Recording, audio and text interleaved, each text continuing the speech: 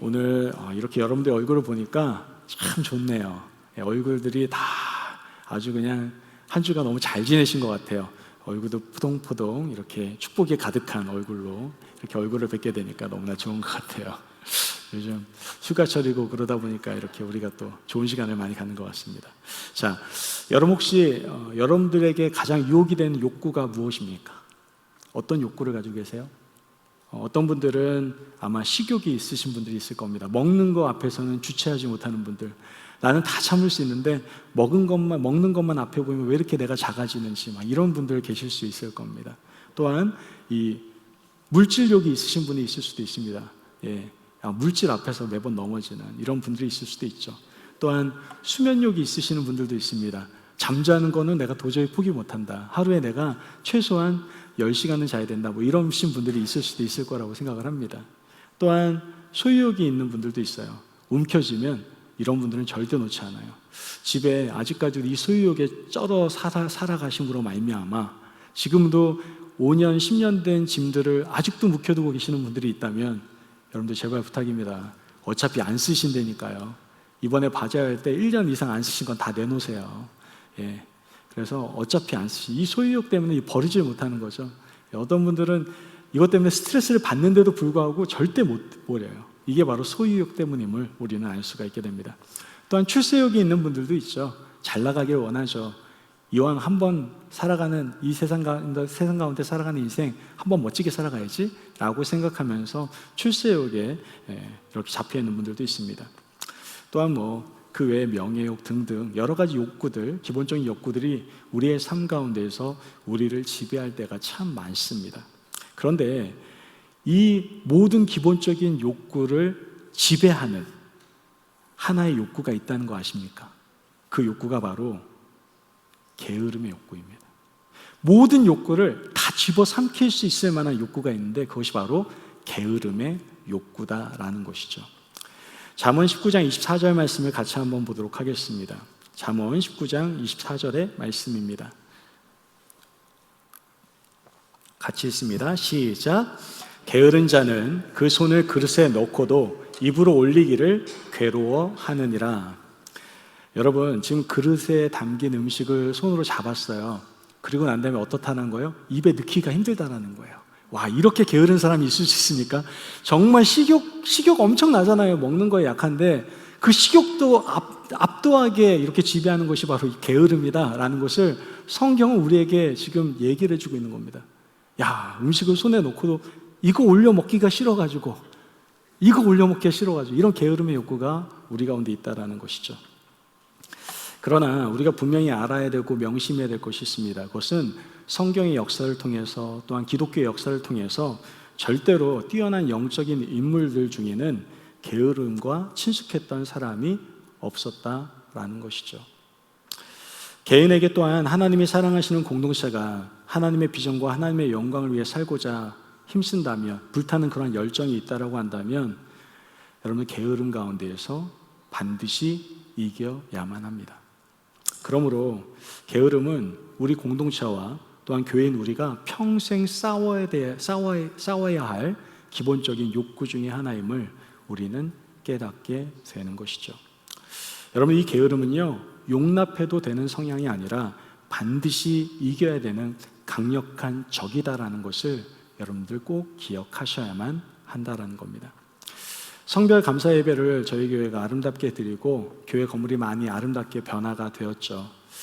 하나님께서는 이것으로 멈추는 것이 아니라 교회인 우리도 하나님의 꿈과 비전에 따라서 우리 자신이 아름답게 세워지기를 원하고 계십니다. 그래서 하나님께서 우리 교회를 향하여 또한 여러분 개인을 향해서 하나님께서 허락하신 꿈과 비전을 갖고 그 약속의 땅에서 행복과 기쁨을 누리시기를 원하시는 거예요. 그런데 그러기 위해서는 먼저 해결되어져야 될 부분들이 있다라고 오늘 말씀하시는 겁니다. 네 내면을 지키기 위해서 게으름의 적을 이겨나가라 라고 지금 성경에서는 우리에게 조언하고 있다라는 것이죠. 우리가 내면을 아름답게 성장하고 키워나가기 위해서는 조심해야 될 것들이 있습니다. 이번 주부터 5번에 걸쳐서 여러분들과 함께 나누게 될 텐데, 오늘은 제가 앞서 말씀드린 바와 같이 바로 게으름에 대해서 여러분들과 함께 말씀을 나누도록 하겠습니다. 자, 성인 남녀 중에서요, 10명 중에 7명에게 자신이 가지고 있는 나쁜 습관이 무엇이냐고 물어보면요, 대부분 뭐라고 얘기하냐면은 게으름입니다 라고 얘기하는 것을 듣게 됩니다. 이것은 꼭 세상에 살아가는 청춘 아니면 장년, 남녀 10명 중에 7명 뿐만이 아니라 교회 안에서도요, 이러한 일들이 있다는 거 아십니까? 제가 이제 기도를 하잖아요. 함께 중보 기도를 하고 서로 기도를 쉐어를 합니다. 그러면서 기도 제목을 나누는 가운데 가장 많이 제 귀에 들리는 기도 제목이 뭐냐? 목사님, 전 기도 제목이 있어요. 제발 제가 게으르지 않도록 기도해 주세요 라고 하는 걸 제가 참 많이 듣습니다. 믿음의 사람들 또한 이 게으름에 대한 욕구에 대해서 벗어나지 못하고 있음을 우리는 너무나 잘 알 수가 있게 되는 것이죠. 이와 같이 이 게으름은요, 우리가 어떤 건강적으로도 정신적으로 건강하는 부분에 대해서도 또한 내면의 성장에 있어서도 큰 장애가 되는 요소임을 우리는 분명히 알 수가 있게 되는 겁니다. 오늘 본문 말씀 잠언 15장 19절 말씀은 이렇게 얘기합니다. 게으른 자의 길은 가시 울타리 같으나 정직한 자의 길은 대론이라, 이렇게 분명히 말씀하고 있습니다. 그렇다면 먼저 우리 게으른 자가 어떤 사람인지 한번 살펴보기를 원합니다. 게으른 자를 알아야 우리가 그렇게 살지 않을 거 아니겠습니까? 자, 게으른 자는 어떤 사람입니까? 첫째, 우리 따라해 볼까요? 삶의 목적이 없어서, 크게 안 따라 하시는 분 아직도 목적이 없으신 거예요. 다시 한번. 삶의 목적이 없어서 도전이 없고 발전도 없는 사람입니다. 여러분, 게으른 사람이 어떤 사람이냐? 삶의 목적이 없어요. 삶의 뚜렷한 삶의 목적이 없다 보니까 삶의 동기부여를 받지 못합니다. 그러니 동기부여가 되지 않는 무슨 일을 하더라도 도전이 되질 않아요. 그러다 보니 어제의 삶을 오늘도 여전히 되풀이하며 살아가는 그러한 모습, 전혀 발전이 없는 삶을 살아가는 그러한 사람들이 바로 게으른 사람이다 라고 성경은 우리에게 말씀해주고 있다는 겁니다. 잠언 26장 14절 말씀을 보면 이렇게 얘기합니다. 같이 한번 읽어볼까요? 시작. 문짝이 덜저기를 따라서 도는 것 같이 게으른 자는 침상에서 도느니라. 여러분, 돌저기가 뭐냐면요, 문과 문 틈 가운데서 이렇게 걸어주는 거 있잖아요. 왔다 갔다 할 때. 그게 문짝이거든요. 아무리 문을 열고 닫아도, 문이 열려도 닫혀도 그것은 그 자리에 그대로 있는 것. 이게 바로 이 돌적입니다. 이 돌적입니다. 이와 같이 게으른 사람은 침대에서 뒹굴뒹굴 열심히 굴러는 다닙니다. 게으른 거 아니죠. 침대에서 열심히 굴러다녀요. 위로도 굴러다니고 아래로 굴러다니고 열심히 굴러다닙니다. 그러나 침대 밖에서 벗어나지를 않죠. 항상 침대 위에 있을 뿐입니다. 이러한 사람이 바로 게으른 사람이다라는 거예요. 교회 안에서도요, 이러한 돌적이 같은 성도가 있습니다. 주일 예배, 수요 예배, 저희 교회 같은 경우는 하나님과 동행하는 새벽 기도회 이런 거 있죠. 이런 거 한 번도 빠지지 않고 규칙적으로 참석을 하지만 영적인 생활에 전혀 진전이 없고 발전이 없는 사람들이 있다라는 거예요. 예전과 지금 동일하게 신앙이 발전이 없는, 자라지 않는 그러한 사람들을 보게 됩니다. 그런 모습을 볼 때 목회자로서요, 마음이 너무 아파요. 사실 어떤 부모가 자녀가 자라지 않기를 바라겠습니까? 그러니까 참 마음이 아픕니다. 중요한 것은 이렇게 변화되지 않는 거에 대해서 자신의 모습을 한 번쯤 돌아보고 그것에 대해서 근심할 수 있어야 되는데, 그런 것을 전혀 생각하지 않는 사람들, 이러한 사람들이 바로 돌적이 성도들이라고 우리는 생각해 볼 수 있다라는 것이죠. 여러분, 부탁을 드립니다. 우리는요, 늘 하나님께 물어야 돼요. 하나님께서 우리가 어떻게 살기를 원하십니까? 하나님, 우리가 어떻게 사는 것이 분명한 목적이 있는 삶입니까? 우리는 늘 물으며 살아갈 수 있어야만 합니다. 그때에 우리가 정말 게으른 자의 삶이 아닌 정직한 자의 삶으로 하나님께서 기뻐하시는 축복의 길을 우리는 걸어갈 수가 있기 때문에 그렇습니다. 여러분, 우리는요, 그냥 그 생활에 안주하고 정말 돌적이 같은 신앙생활을 했던 한 가정을 보게 됩니다. 그것은 바로 엘리 제사장의 가정입니다. 여러분 잘 아시죠? 엘리 제사장에게는 2명의 아들이 있었습니다. 누굽니까? 홈리와 비느하스가 있었어요. 그런데 이 홈리와 비느하스는요, 하나님께 제사 드려야 될 그 제사 음식에 대해서 자기 마음대로 악용하는 모습을 성경을 통해서 우리는 보게 됩니다. 그리고 성경에서는 이러한 홈리와 비느하스의 행동에 대해서 하나님을 경멸히 여겼다라고 표현을 합니다. 그리고 결론적으로 경멸히 여겼던 홈리와 비느하스는 결국 하나님으로부터 심판을 받게 되는 것을 보게 됩니다. 홈리와 비느하스가 왜 이런 행동을 했을까요? 홈리와 비느하스는 제사장의 아들입니다. 즉 제사장의 역할을 감당하고 있는 자녀들입니다. 제사장이란 얘기예요. 누구보다도 은혜를 사모하고 예배를 소중하게 생각하고 예배 가운데 감동이 있고 은혜를 받아야 되는데, 이들은 어렸을 때부터 예배를 보면서 제사를 보면서 어떻게 해요? 그냥 그렇게 드리기 시작한 거예요. 그러니까 제사를 함부로 생각하고 자기 아래로 자기 마음대로 예배를 드려도 된다라고 생각을 했던 것이죠. 하나님께 예배를 드리는 것이 아니라 뭔가 이 예배를 통해서 내 기준에 따라서 뭔가 얻기만을 바랬던 그런 홈리와 비느하스의 모습을 우리는 보게 되고, 그 모습을 하나님은 경멸히 여기시며 그들을 심판하셨던 것을 우리는 깨닫게 되는 겁니다. 여러분, 돌적이 성도는 그냥 안타깝네로 머무르시면 안 됩니다. 돌적이 성도는 게으른 사람이고, 게으른 사람은 하나님의 심판의 자리에서 벗어날 수 없다라는 것을 우리는 분명히 알아야만 한다라는 거예요. 그러므로 여러분, 오늘 말씀을 마음에 받아들이시고 지금 이 순간에 내가 해야 될 것은 무엇인가, 나에게 하나님께 주신 목적은 무엇인가, 꿈과 비전은 무엇인가, 다시 한번 생각해 볼 수 있는 저와 여러분이 되시길 주의 이름으로 축복합니다. 아멘. 돈을 많이 버는 것이 목적이 되어서는 안 돼요. 그거는 목표는 될 수 있어요. 내가 100만 불 벌겠다, 200만 불 벌겠다. 별로 안 놀라시네요. 뭐 그렇게 벌 일이 없으실 것 같아서 그러시는 거예요? 여하튼간 그러한 돈을 벌겠다는 목표는 될 수 있지만 목적은 될 수 없어요. 목적은 어디를 향하고 있어야 됩니까? 하나님과 맞닿아 있어야 돼요. 하나님, 내가 지금 이 순간에 해야 될 것은 무엇입니까? 하나님을 향한 나의 비전과 나의 꿈은 무엇입니까? 그 질문을 던지시고 그 질문에 따라서 매일 삶 속에서 도전하시고, 그리고 여러분의 삶이 아름답게 발전해 나아가시기를 주님의 이름으로 축복합니다. 아멘. 두 번째, 게으른 사람은 어떤 사람입니까? 첫 번째는 어떤 사람이라고요? 목적이 없어요. 그래서 도전도 안 하고 발전도 없는 사람이에요. 갑자기 이 말 들으니까 훅 찔리는 분 계세요? 괜찮아요. 말씀 들었으면 변화되면 되는 거예요. 자, 두 번째, 게으른 사람은 바로 말이 많은 사람입니다. 따라해볼까요? 말이 많은 사람입니다. 갑자기 막 찔리시는 분들 계세요. 말이 많다라고 하니까. 예. 이것을 꼭 입으로 나타내는 말만 얘기하는 것만은 아닐 겁니다. 말이 많은 사람이 게으른 사람입니다. 잠언 26장 13절 말씀을 같이 한번 읽어보도록 합니다. 시작. 게으른 자는 길에 사자가 있다, 거리에 사자가 있다 하느니라. 자, 게으른 사람의 특징은 말이 많다라고 얘기를 합니다.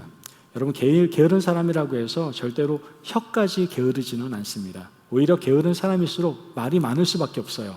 왜냐? 핑계를 대야 되거든요. 내가 이렇게 게으를 만한 합리적인 핑계를 대야 돼요. 그렇기 때문에 말을 많이 합니다. 게으른 삶을 정당화하기 위해서 끊임없이 자기 변명을 하게 된다라는 것이죠. 그러니까 말을 많이 할 수밖에 없습니다. 여기서 우리는 게으름의 근본적인 원인에 대해서 우리는 발견할 수가 있게 됩니다. 게으름이란 하나님보다 자기를 더 생각하고 그리고 자기를 더 위하는, 어떻게 보면 잘못된 자기 사랑이다라고 우리는 한번 정의를 내릴 수가 있게 되는 것이죠. 자기 중심적인 삶과 자신의 욕망을 넘어서지 못하는 게으른 사람에게는요, 고독과 절망, 분노, 또 파멸로 이어지는 삶만이 그들에게 나타날 수밖에 없음을 우리는 반드시 깨달아야만 합니다. 성경은 분명히 말합니다. 게으른 자의 길은 가시 울타리 같으니. 게으른 자의 길의 파국은 가시 울타리래요. 고통스럽고 파멸스럽고 절망스럽고 분노가 가득한 곳이래요. 그게 게으른 자의 길입니다. 제가 한 예화를 하나 들려드리려고 해요. 옛날에 어느 나라, 그 큰 나라였던 것 같아요. 물론 현존하는 나라가 아니고 예화니까요. 어떤 큰 나라가 있었나 봐요. 한 왕에게 느지막하게 아들 하나 낳았는데 이 아들이요 너무나 귀엽고 자기에게 끔찍하게 자기 생명과 같은 거죠. 그런데 이 아들의 하나 좀 아쉬운 점이 뭐냐면은 이게 뭐죠? 이렇게 도리질이라고 하나요? 이렇게 도리질을 못하는 거예요. 끄덕끄덕은 잘하는데 도리질을 못하는 거예요.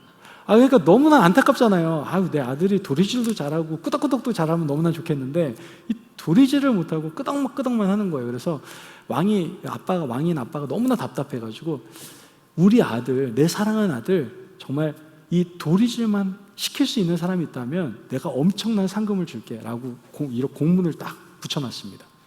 많은 사람들이 왔는데 와, 이 아들도 대단합니다. 절대 도리질을 안 하는 거예요. 어느 날 한 청년이 왔습니다. 어깨와 등에는 용문신을 하고 등발이 아주 좋은 그러한 한 청년이 왔어요. 그리고 왕에게 얘기합니다. 제가 한번 도리질을 시켜보도록 하겠습니다. 단 한 번은 좀 눈물을 흘려야 될 것 같은데 그 양해해 주시겠습니까? 라고 얘기를 했대요. 그랬더니 왕이 뭐 도리질만 할 수 있다면 한 번의 눈물이 뭐 그렇게 크겠냐 라고 생각을 해서 오케이 했다고 합니다. 그러자 이 용문신의 등발 좋은 그 청년이 아들을 조심히 데리고 방으로 들어갔다고 합니다. 방으로 들어가서 그 소뚜껑만한 손바닥으로 아들 뺨을 팍 날렸다고 합니다. 그랬더니 이 아이가 맞고 난 다음에 여태까지 귀하게만 자랐던 아이인데 한 방을 맞으니까 얼마나 당황스러웠겠어요. 펑펑 울면서 도망을 치기 시작한 거죠. 그래서 아빠 등 뒤에 숨기 시작합니다. 그리고 난 다음에 이 용문신한 청년이 왕 앞에 다가서죠. 그리고 그 아이한테 이야기를 합니다.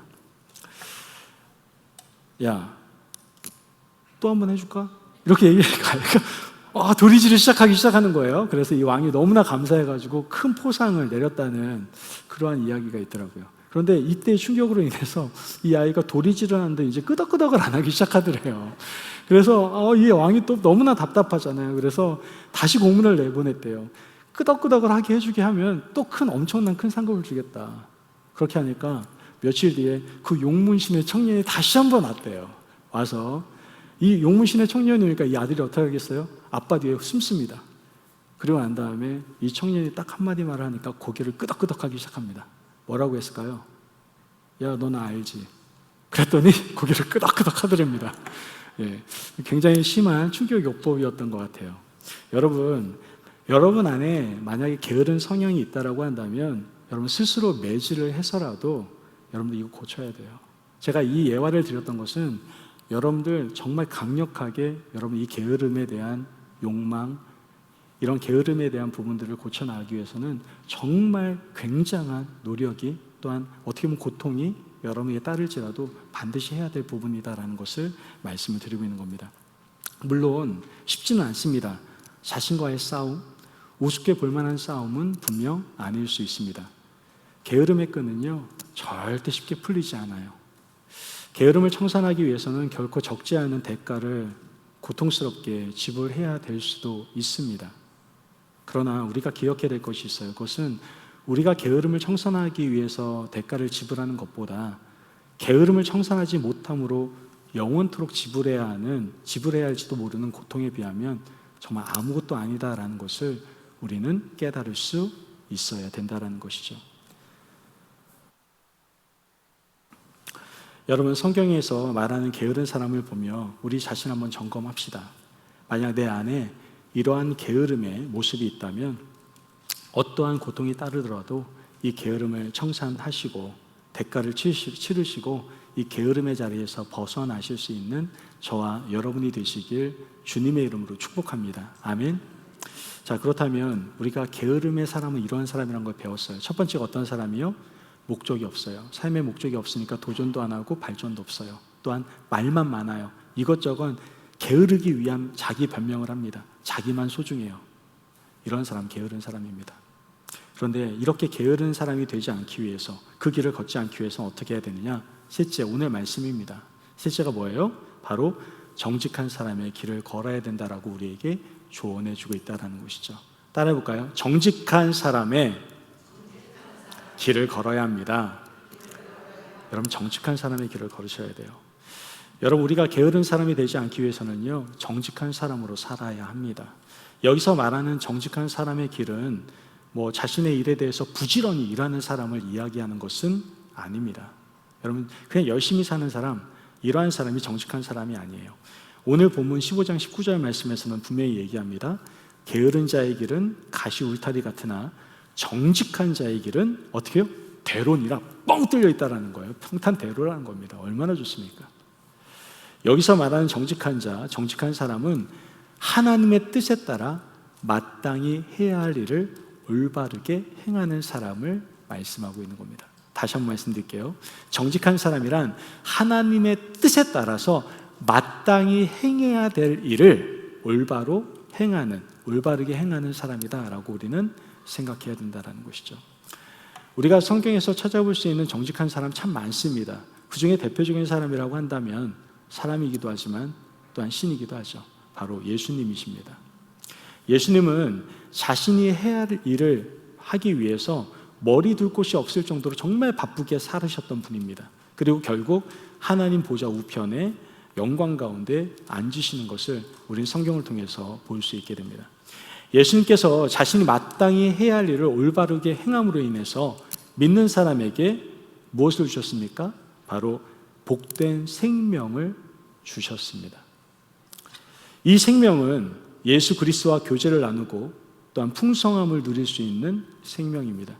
우리에게 생명이 있기 때문에 이제 하나님과 친밀한 교제를 우리는 서로 나눌 수가 있게 되었다라는 것이죠. 그러나 안타깝게도 이렇게 하나님과의 친밀한 교제, 풍성한 삶을 누리지 못하는 성도들이, 믿는 사람들이 너무나 많다라는 거예요. 왜 그렇습니까? 그 이유는 바로 게으르기 때문에 그렇습니다. 만남에 게으르기 때문에 그래요.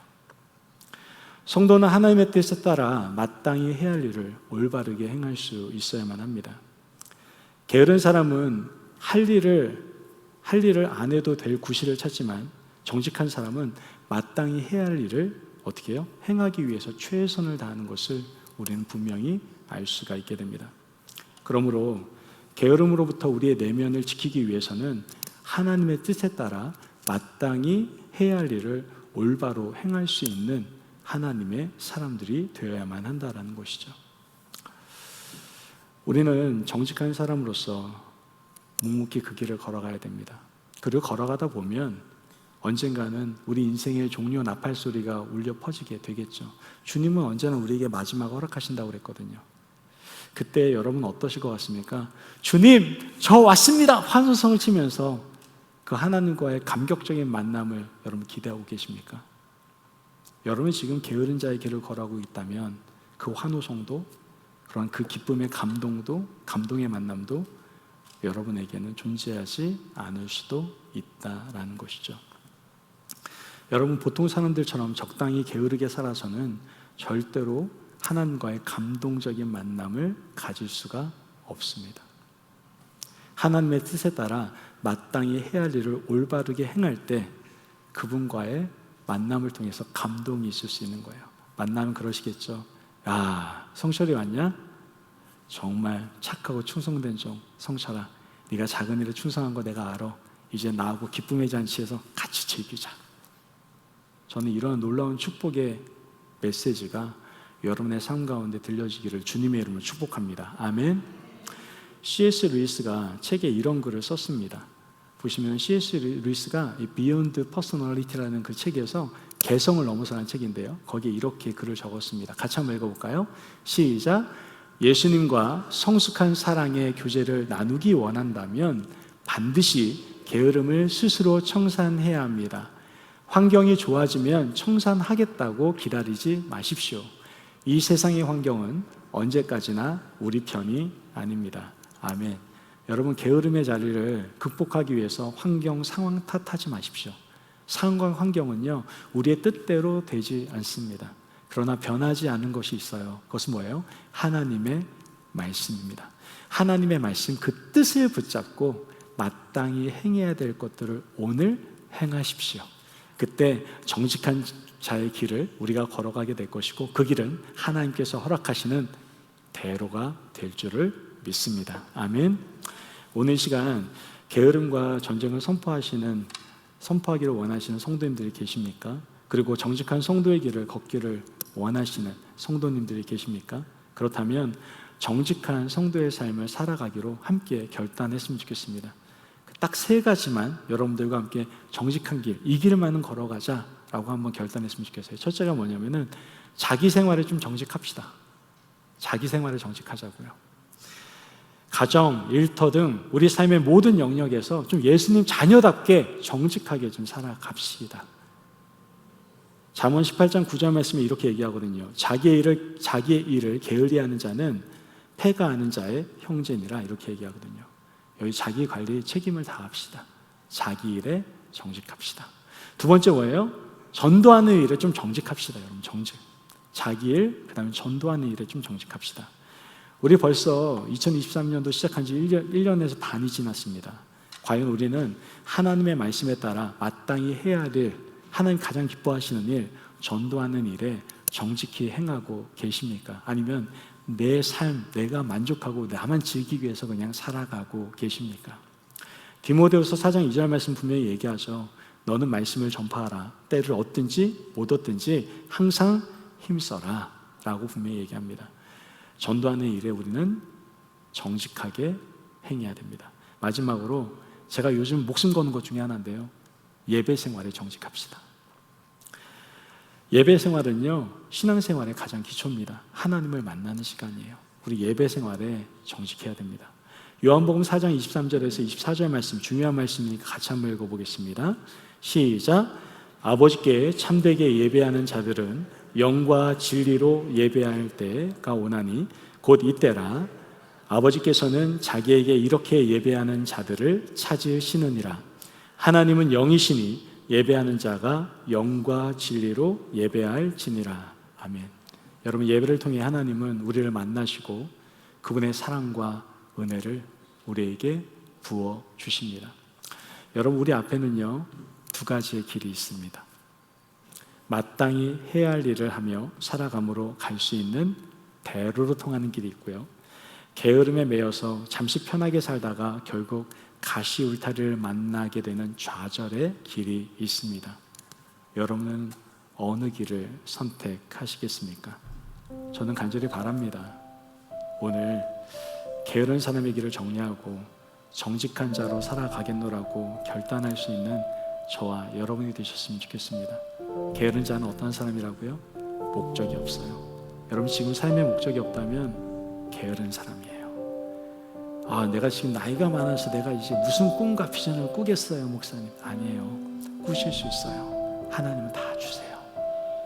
목적을 따라 도전과 여러분의 삶의 발전이 있기를 원합니다. 또한 말만 많이 하는 그런 게으른 자리에 서지 않으셨으면 좋겠어요. 그 게으른 자의 길이 아닌 이젠 정직한 자의 길을 걸어갑시다. 정직한 길로 가기 위해서 우리가 3가지의 좀 정직함이 있어야 된다고 그랬어요. 자기 일에 정직하시고, 전도에 정직하시고, 예배에 정직할 수 있는 하나님 귀한 아들, 딸들 되시기를 주님의 이름으로 축복합니다. 아멘.